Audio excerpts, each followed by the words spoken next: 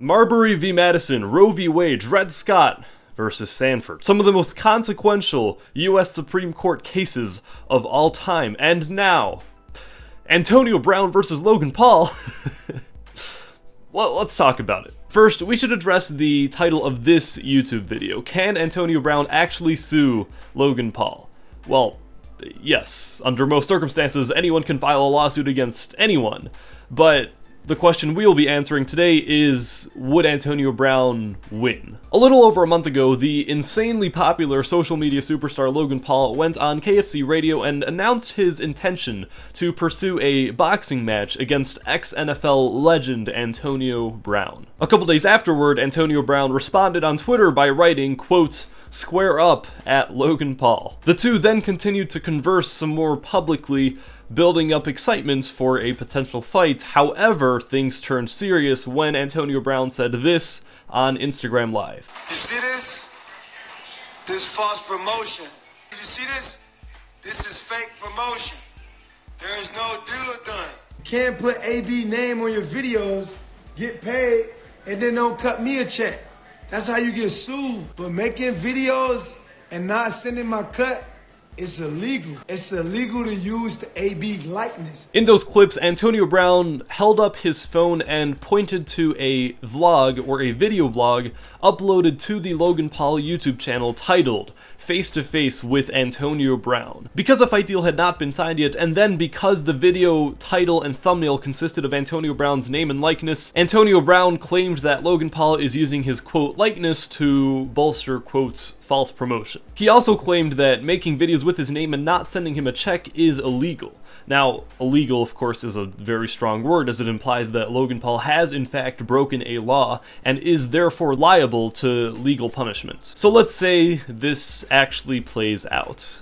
Let's say Antonio Brown files a lawsuit against Logan Paul. Well, in this case, Antonio Brown would have to prove that Logan Paul violated his right of publicity, also known as the unlawful use of a name or likeness. The right of publicity is defined in Black's Law Dictionary as, quote, "the right to control the use of one's name, picture, or likeness, and to prevent another from using it for commercial benefit without one's consent." So let's break this claim down. A violation of the right of publicity requires the plaintiff, which in this case is Antonio Brown, to prove 3 points in order for the claim to be viable. First, he has to prove that Logan Paul used a personal attribute of the Antonio Brown identity. In this case, Logan used Antonio Brown's, we'll call him AB, he used AB's name in the title, his image in the thumbnail, and of course he is the main topic of the video. Check. The second requirement is AB must prove that Logan Paul used his identity for an exploitative or commercial purpose. Now, I'm not 100% sure whether or not the Logan Paul video currently has advertisements. I had 4 people click on it just to check,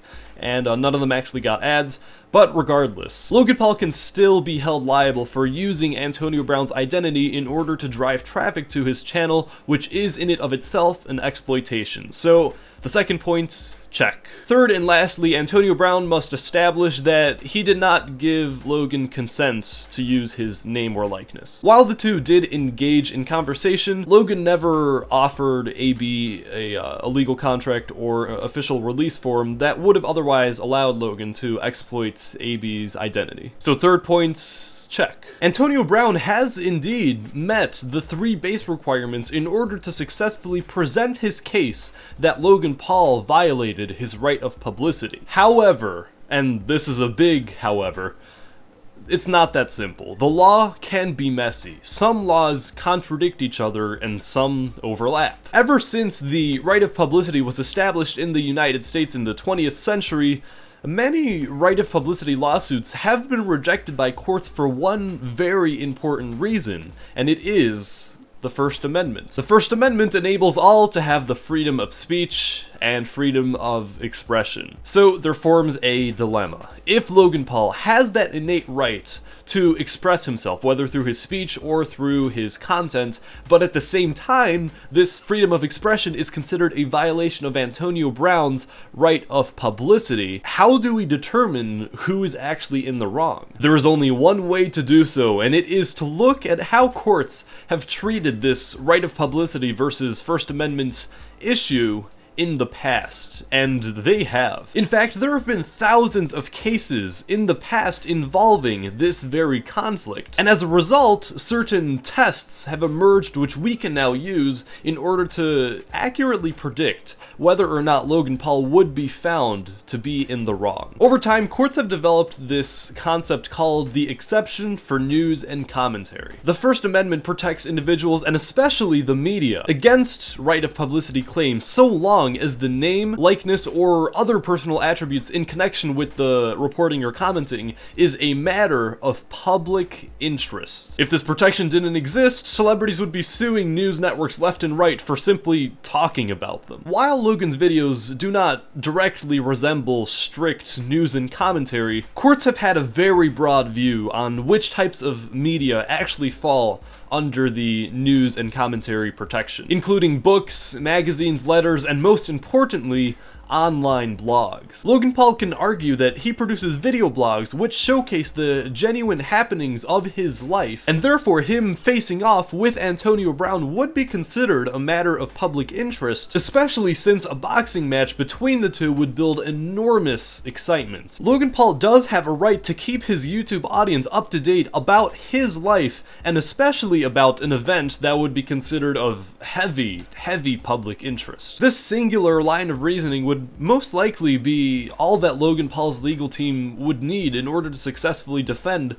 against Antonio Brown's claim. But in the mere chance that it does not, since courts have been rather fickle on this issue, Logan Paul does have another defense argument. In 1989, there was a right of publicity case in the Second Circuit Court of Appeals. It is called Rogers versus Grimaldi, and this court case established a procedure called the Rogers test, also known as the relatedness test. The court stated that the title of producer Alberto Grimaldi's movie Ginger and Fred, quote, clearly related to the content of the movie and was not a disguised advertisement for the sale of goods and services or a collateral commercial product. And indeed, both the title and thumbnail of Logan Paul's face-to-face with Antonio Brown video would pass the relatedness test. They are clearly related to the content of the video, which was a confrontation or a face-to-face with Antonio Brown. And at the same time, the video does not promote or advertise another good or service.